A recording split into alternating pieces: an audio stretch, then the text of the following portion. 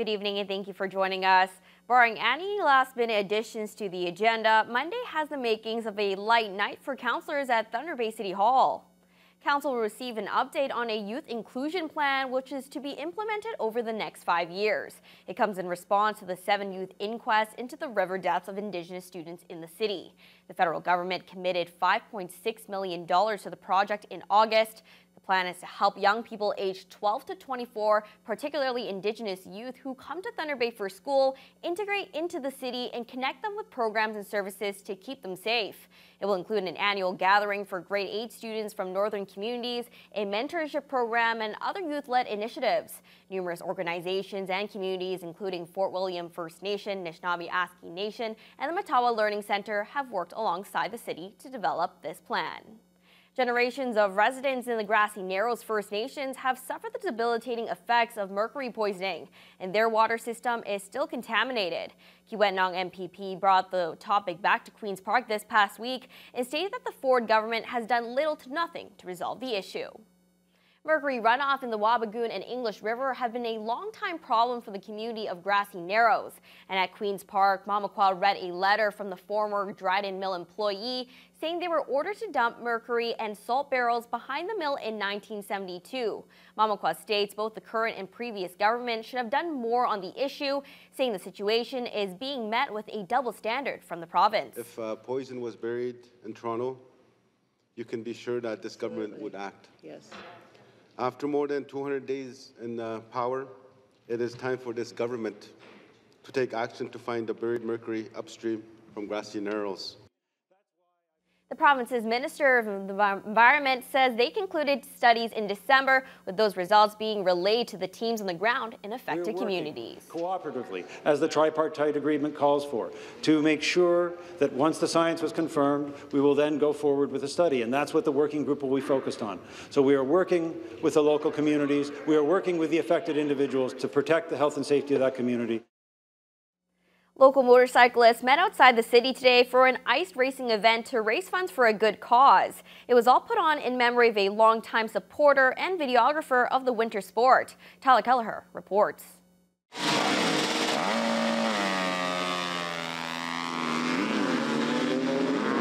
The weather may be heating up, but Lake Superior's pristine coastline offers the perfect conditions for local speed demons to gear up and hit the track. Shunya's Lakeview Lodge played host to over a dozen riders drifting to the checkered flag on studded 500cc dirt bikes. Quite the show for the hundreds of spectators in attendance. These guys are amazing. I don't know how they do it. All the races I've watched, I've only seen one person go down. The rest of the guys are hanging on to them, and they're burying it down. It's amazing watching these guys ride. Yeah, we're doing about 131 kilometers an hour, and it's skill. It's a different riding technique. Lots of practice, lots of hours on the seat definitely helps. Sunday marked the inaugural running of the Bob Powell Memorial Ice Races, an event put on by Powell's loving family to raise funds and honor the memory of a key contributor to the Ice Racing Association who tragically died of pancreatic cancer in December. We felt it would be a great thing to have a memorial race in his name and to raise money towards a really good cause. The Cancer Center was amazing during his time of sickness, and we just felt it was a way to honor him and his name. Loved racing in general and was always videotaping me. He was the guy that gave me the motivation to go out here every time, every Sunday. And I miss the guy, and he's definitely still here with us today. The event raised over $3,000 throughout the course of Sunday afternoon.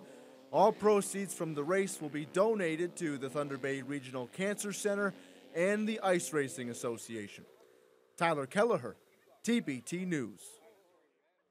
Today was the final day for firearm enthusiasts from across the region to buy, sell, and trade their outdoor goods at the 3rd annual New Ontario Shooters Association's gun show.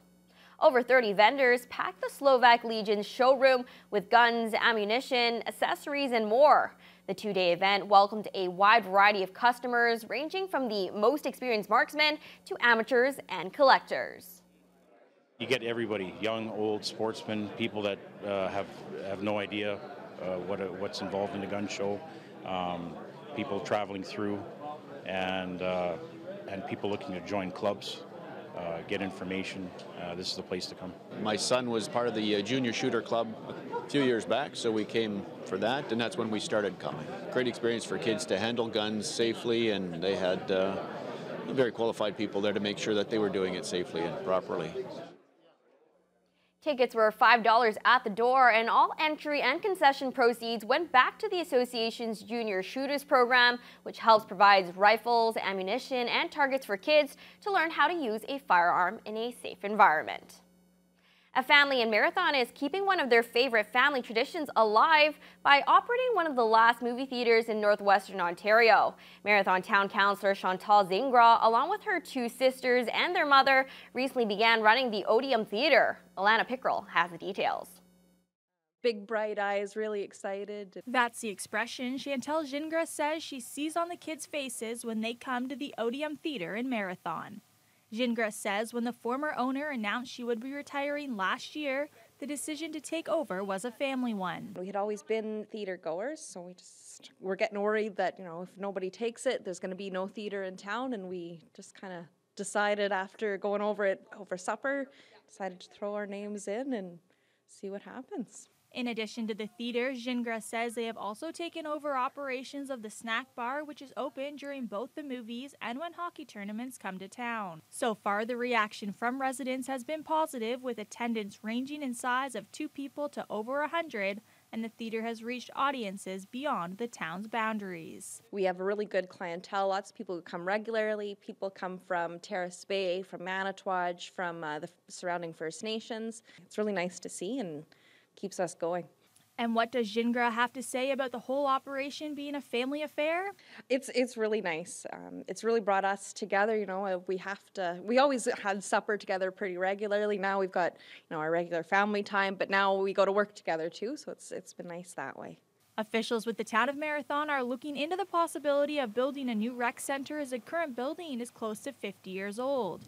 But until the new rec center is built, it's showtime at the Zingra Girls Odeum Theatre. Alana Pickrell, TBT News.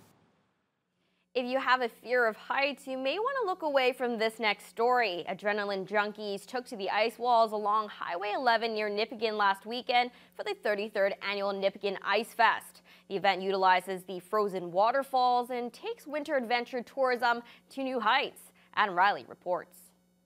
We decided to get a couple guys together, and we had the first one. Was 4 of us in Beardmore, winter in March 1986. Since that day 33 years ago, thrill seekers have been descending upon Nipigon only to ascend to new heights during the Nipigon Ice Fest. Founder Sean Parent says he was inspired after hearing about a similar festival in Alaska, and he is happy to see the tradition continue to grow even after handing over leadership to Eric Fishman in 2001. The dream was back in '81 that it would one day become a climbing destination, and thanks to Eric and the local climbers, it's become a climbing destination. There's a guy here from Cambridge, England, flew here to climb for 10 days. Fishman, a local climbing enthusiast, business owner, and author, says there were some issues this year, which came from the larger than normal amount of snow that has impacted the entire region. But he and other organizers were prepared for the worst and made the best. There's lots of deep snow. We all trekked out to the different climbing areas in groups. And so some people had harder times than others getting to the areas, but we all stuck together to get to the spots. And then once we got there, beautiful ice walls. So we had the instructors go ahead of time and set the ropes up, things like that. So when the participants arrived, everything's ready to go.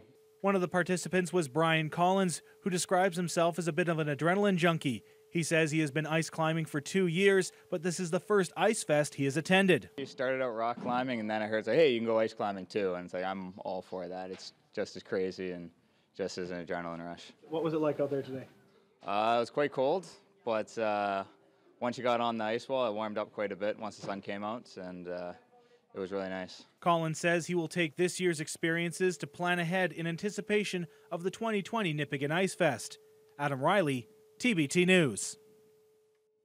Curling, not as extreme as what we just saw. No. However, it was the last day of the Briers final, and it was an important matchup. Yeah, a couple important matchups, actually. The semifinals and the finals, both very exciting finishes. We'll have all that and more after the break.